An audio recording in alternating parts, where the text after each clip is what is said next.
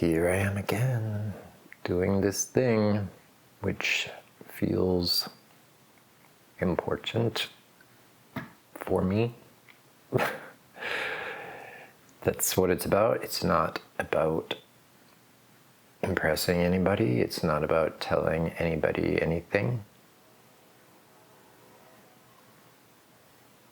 It's a practice of self-reflection, and maybe somebody else gets something out of it. But I'm doing it for myself so that I gain self-awareness, which ultimately will benefit everybody that I interact with going forward, hopefully. Because as I was aware even before doing this, but it also am made more aware of in the self-reflection of watching the video back afterwards, seeing myself and seeing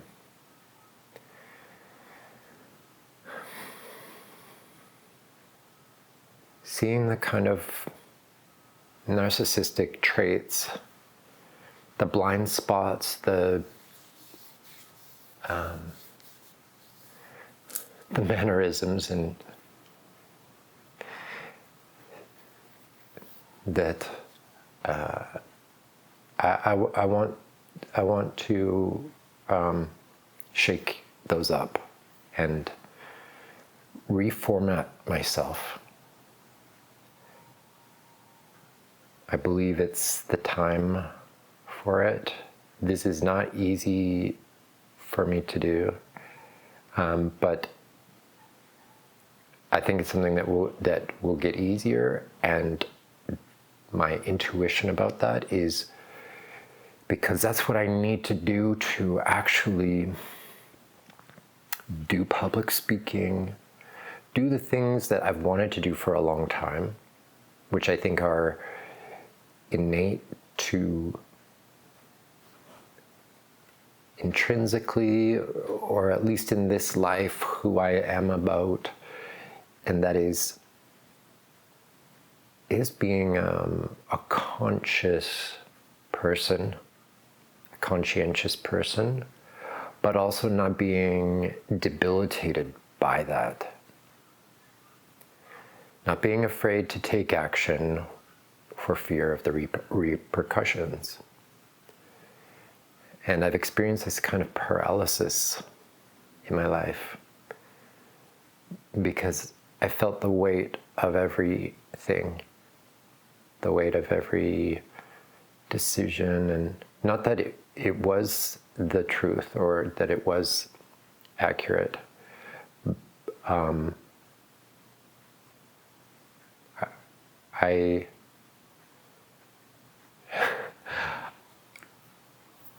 I'm not sure that we can know that, but we have to take the initiative. We have to have some faith, and we have to trust. And I have to trust that I'm coming from a good place. I believe that I'm coming from a good place, but there's also a practice in that, in the self-reflection, a continuing to hone it. And with that, a greater confidence that what is being delivered, what is being shared, what's being offered is of greater integrity and greater value. And because I really have this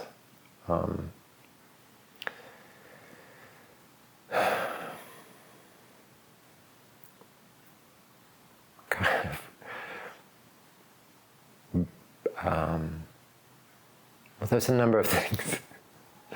There's a burning desire to be understood and to express myself. Because I have a lot inside of me, and the world catalyzes me So I want to engage with the world, but when I do, I feel intensely. I feel a lot of emotion. I feel the injustice. I feel excitement in certain areas, like almost too much excitement that I don't know what to do with. I think it's kind of typically, it's Aries archetype of just like bursting forth, and it's a bit explosive, and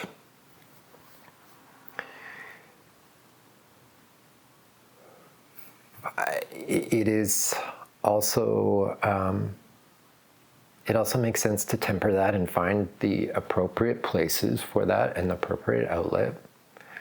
And so it's just this dynamic of these elements that make up my current incarnation of having this very potent energy, creative inclination, and then also a lot of restriction, a lot of weight and heaviness and importance and structure, desire for order of it and structure of it. And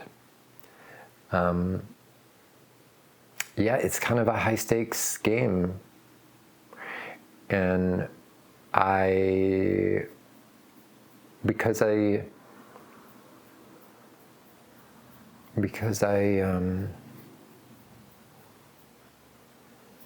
think because I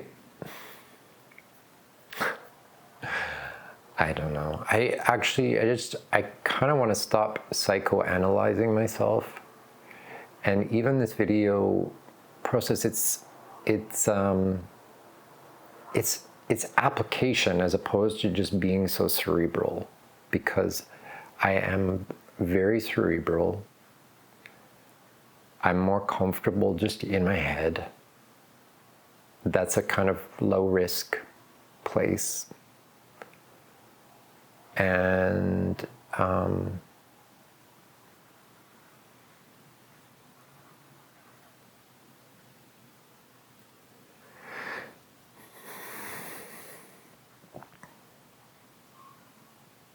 I have superpowers there. I have a lot of ability, I have a lot of creativity, I have a lot of freedom in my mind. But when I think that energy is meant to continue moving outward into manifestation. That's just what this world is about. The emphasis is on manifestation and making it real in the sensual, it's the sensual, the senses. You can see it, you can hear it, you can taste it, you can touch it, you can smell it. Not with video, but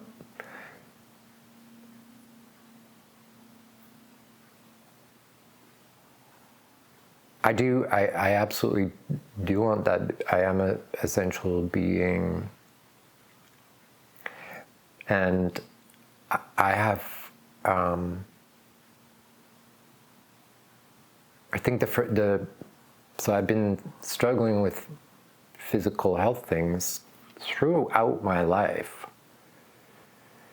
It's kind of just changed, but that's also encouraged me to practice things like yoga and meditation and diet and learning about supplements and mindfulness and all these things. It's encouraged me to do that and catalyzed me to do that. My system is too sensitive to drink alcohol and get too carried away with things like that. Not that smoking cigarettes has been a problem. It's been this thing that I do when I'm spiraling downward and it helps spiral downward. It expedites that. But it also, I think the reason why I've used cigarettes and tobacco is because it does kind of shut out some of the noise. It does dull my sensitivity. And sometimes that's what happens when I'm in the higher register. When I've been doing a lot of meditation, when I've probably I haven't been doing enough physical stuff, because for me, actually being physical is very important. And I think that's typical, having Venus and Aries in the third house. I think it's really important that I be exercising a lot. And that's a way of kind of translating that mental energy, right? Aries is cerebral. It is this potent initial impulse of energy, and it's abstract, but it wants to be earthed. It wants to be felt. It wants to be experienced. It's the thrust that really lasts through the whole 12 signs, and by the 12th it's quite subtle and dissipated or diffused. But initially it's boom, it's so potent, and it's hot, and it's alive. And if that's frustrated and it just stays up here, and then it's trying to get out, but the habit has been to shut down its expression, then it's going to result in nervousness and disease of nervous system. And that's essentially what I've had, is central nervous system dis-ease. And it's affected my brain, and it's affected my nerves, and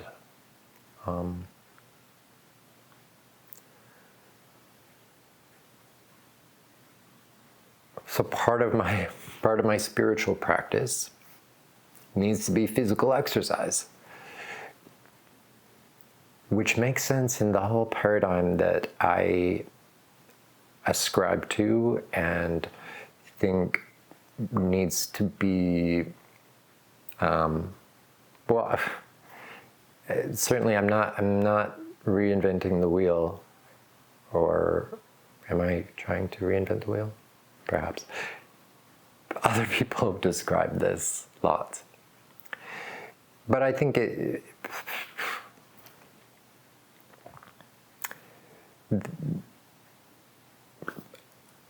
hasn't been done by me. And I have something unique to share, even if it's the same content. I have my own spin on it. I have my own take on it. I have my own lived experience about it. And this practice of putting myself out there on the internet and just shooting from the hip and being honest and being vulnerable, being truthful to the degree, whatever degree it can be.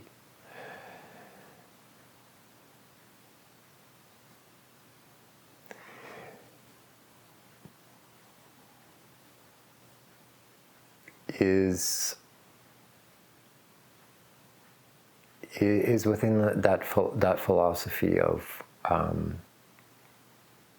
getting the energy out, translating all this cerebral, etheric energy into the world.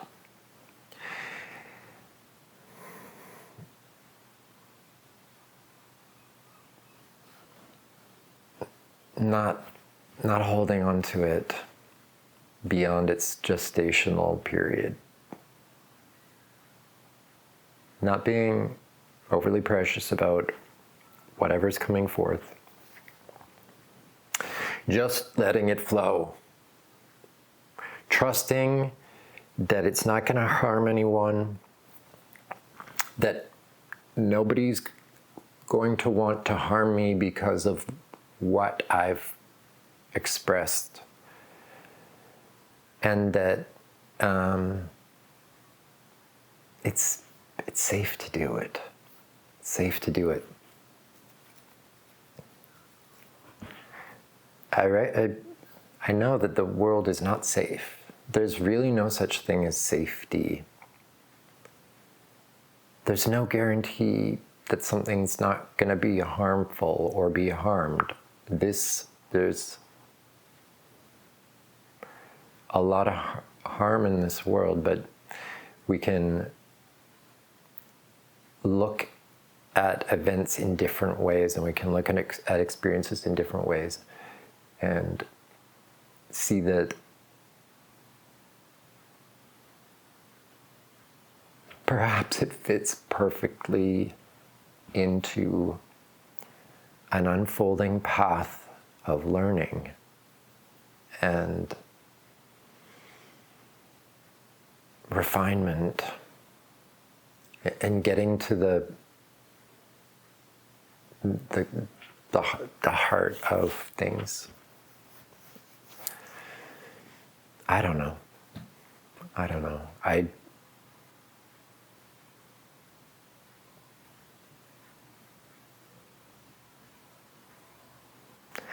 know that it's so important to define it. It's more important just to do it, because there's a faith in that.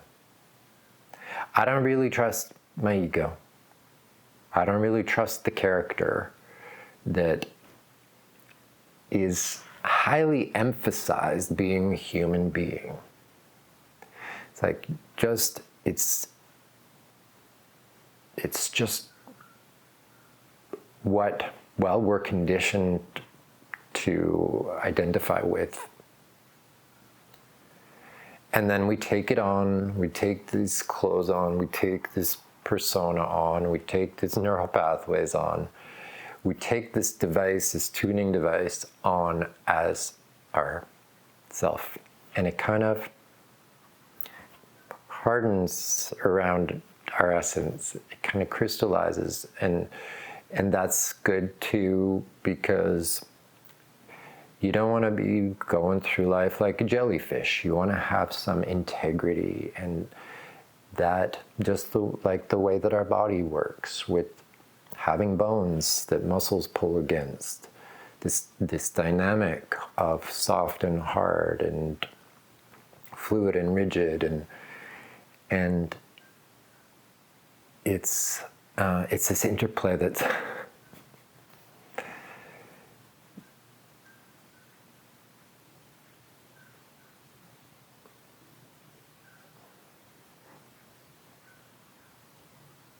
again, I don't think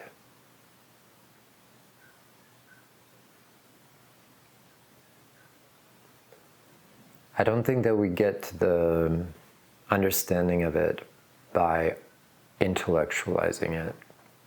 I think that artists are a better interpreter of reality. I think that we should look more to artists as guides, and that the best artists, I don't know best, but I think the highest calling of an artist is as a magical practitioner. And so that means somebody that brings symbols together, arranges touchstones of meaning in a way that catalyzes the participant, observer, to have a change of state, a change of consciousness, to shift gears, to shift paradigms and focus. And since our beliefs are just the thoughts that we persistently think, then if we can think new thoughts, then we can have new beliefs and we can have new experiences.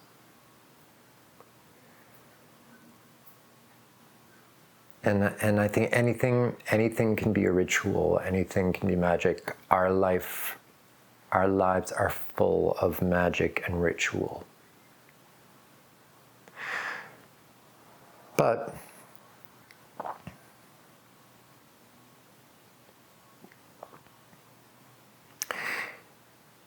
there's a kind of passive experience of that, and then there's an active experience of that.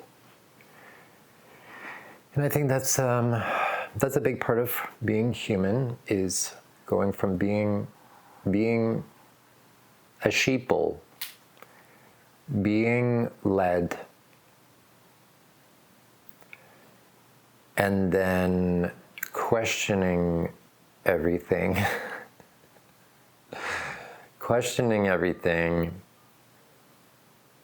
and then becoming a leader. And first, before leading anyone else, you gotta learn to lead yourself and to be your own authority. To understand what self is. And I'm not sure that I know what self is or can explain it, other than in some abstract terms. But I think that we learn what the self is by being. By just being.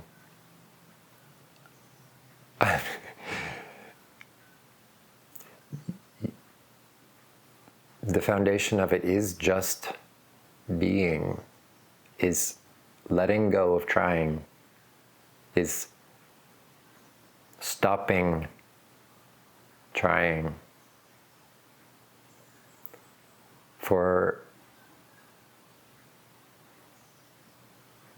I mean, that's what meditation is. So, dipping into that on a regular basis, experiencing just being, and realizing that there's a lot of doing going on constantly. There's almost this incessant need to be doing. There's a resistance to non-doing.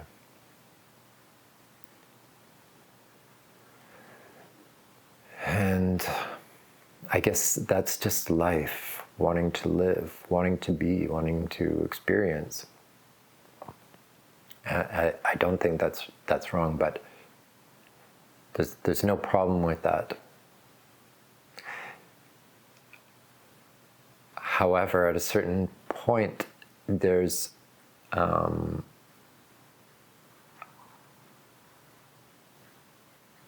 I think a frustration, and then an expansion of awareness.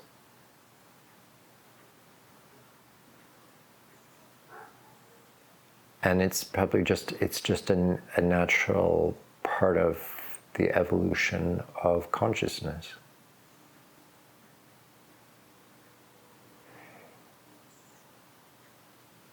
when that doing is frustrated or not satisfying, or I mean, I guess it's probably just those things. It's when it's frustrated, when it stagnates, it diminishes, it loses its life force, and then it needs to transform.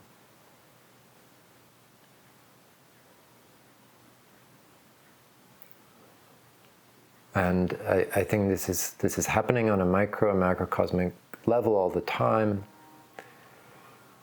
It's happening within us. It's happening in the world.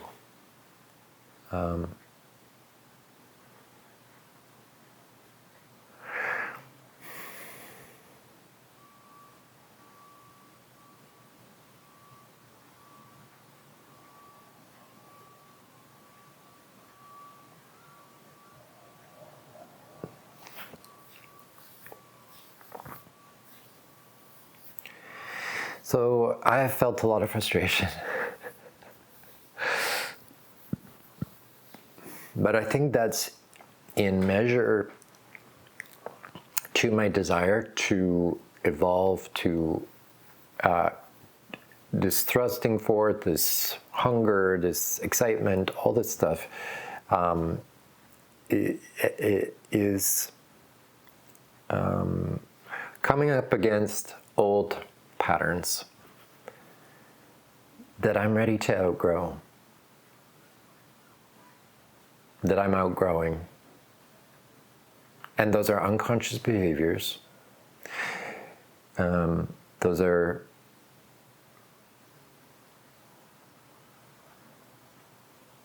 attempts to get my needs met. And the needs met is just satisfaction of expression. Like, I want to express something and to land the way that I want it to land. I want it to be received the way I want it to be received. I want it to be celebrated. I want to have that sensual explosion of pleasure and joy and deliciousness. In my mind, that's possible. In my mind, that's what's going on. I mean, juxtaposed sometimes with the opposite of the real negative side, but that's because of the frustration of it stagnating, it not being let out. And my maladaptive behaviors, like nervous tics or campiness or cattiness or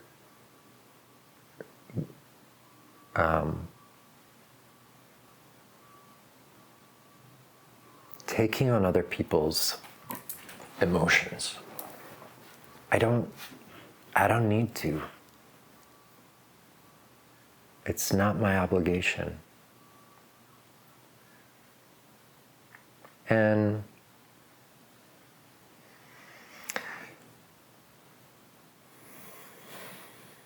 I can be myself. I can trust that I'm not a harmful person. I know that I'm not. I know that I'm not. I know that I'm a considerate person. Is it possible that I could harm somebody? Yeah.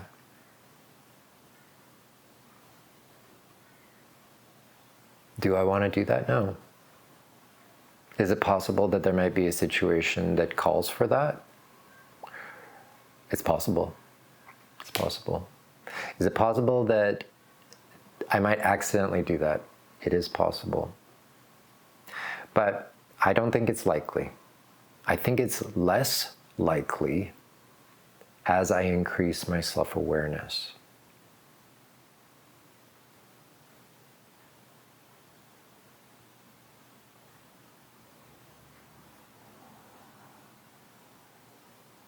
Because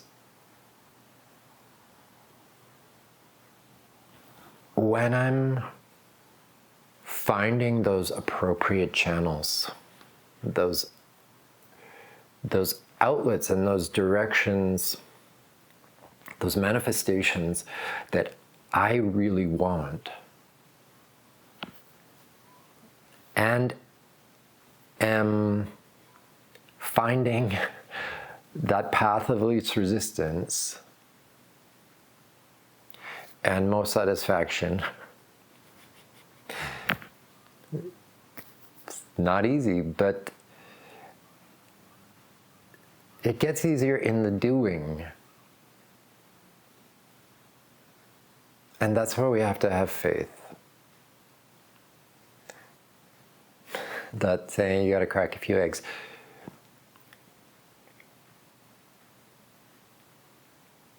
Harm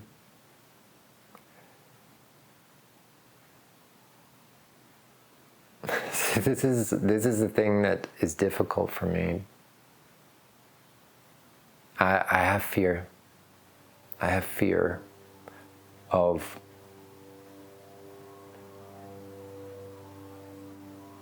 being harmed, of harming others, of fucking up, of wrecking things.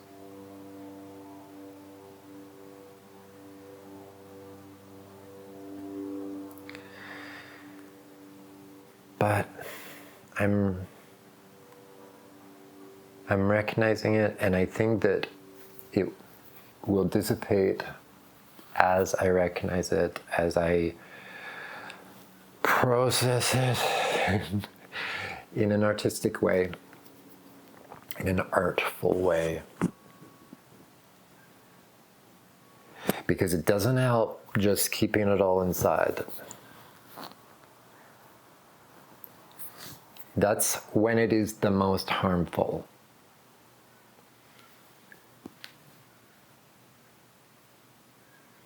I really believe that part of my work, my purpose in this life, is taking these dark, heavy feeling things and bringing them out into the light. And I've got to be the example of that. And the thing is, the truth is I don't have anything that is like just so taboo or so scary, like that as I said, that I said previously, that the cops are going to show up if I disclose it. There is nothing like that that is illegal or criminal.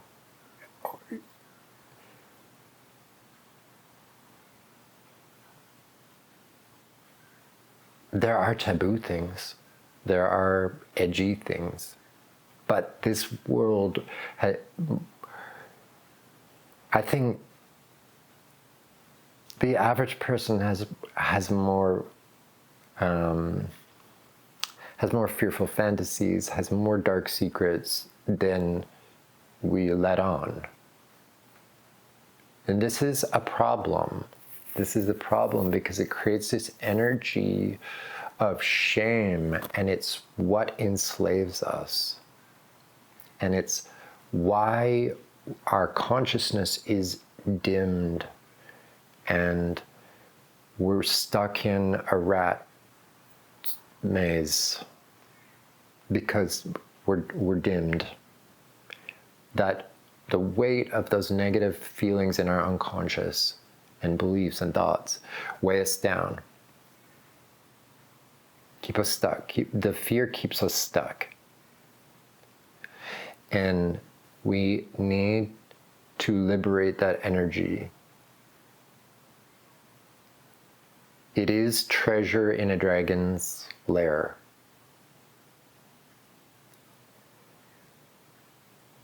And it's just like oil that's in the ground. There's all this stored energy in it, and it, counter to the CO2 narrative, it needs to be liberated because CO2 is good for the plants. Not that we don't need to clean up the earth. We do. I think it's disgusting. There's so much garbage and destruction of things that is totally not necessary. We could have such a beautiful planet. It is beautiful, but we seem to disregard it. But I think we can still burn some oil. We can still burn some stuff. We can do a lot of things still. We don't need to shut it all down. We can do a lot more. We can have technologies that are way better than what we got now. That's what I want to inspire and contribute to as well. That's where I want to apply my intellect, not in like slicing and dicing my own tenderness.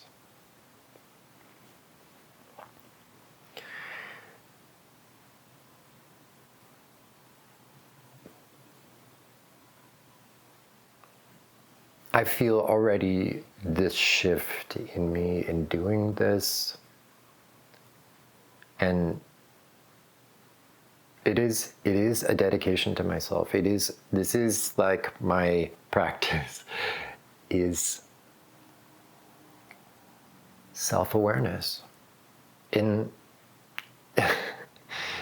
but also not navel-gazing, in being, in no F's given, or all F's given, just not being so hard on ourselves, yet self-reflective. And what does that mean? That just means being with ourselves. Loving ourselves means non-judgment, witnessing with unconditional positive regard.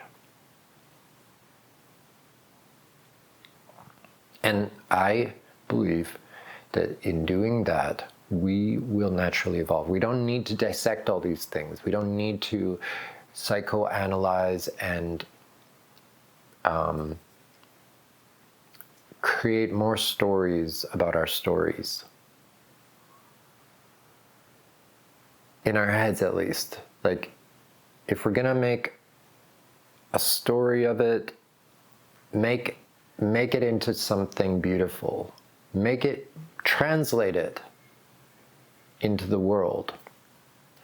And in that process, it's not so much about the thing in the end. I think it's about the creation process.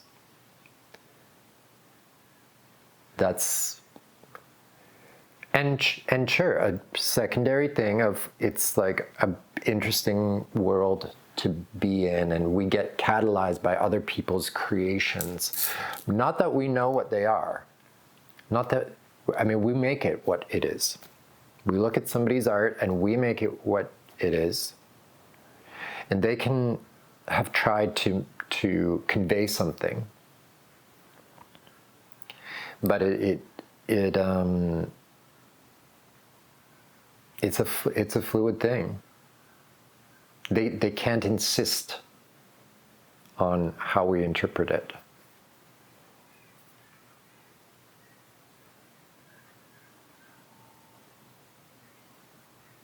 And that's I don't know, whatever.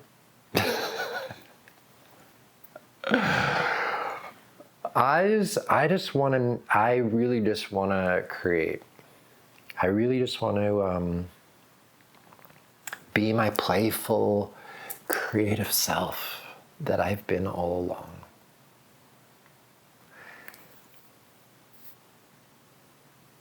I want to be forgiven. I want to forgive. I want to have delicious experiences. I want to live life to the fullest and let go of the baggage that is unnecessary to drag around.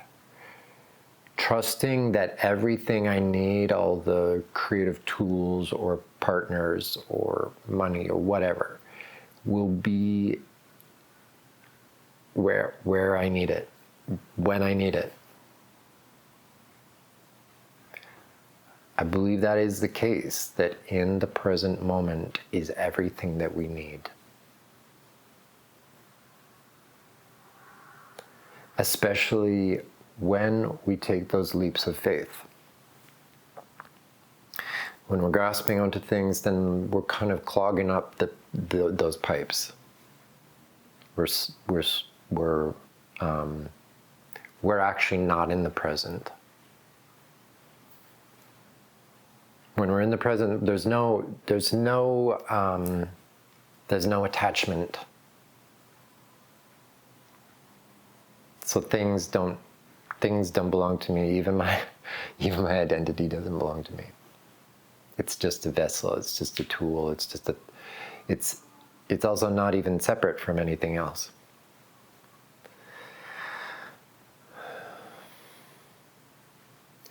I think this is. I'm going to wrap this up. My hope is I can be more concise. I mean, whatever. If it's long-winded, but. Yeah, it's what it is. It's what it is, and it's getting better because I'm enjoying it more. I'm enjoying myself more in the process. Yeah.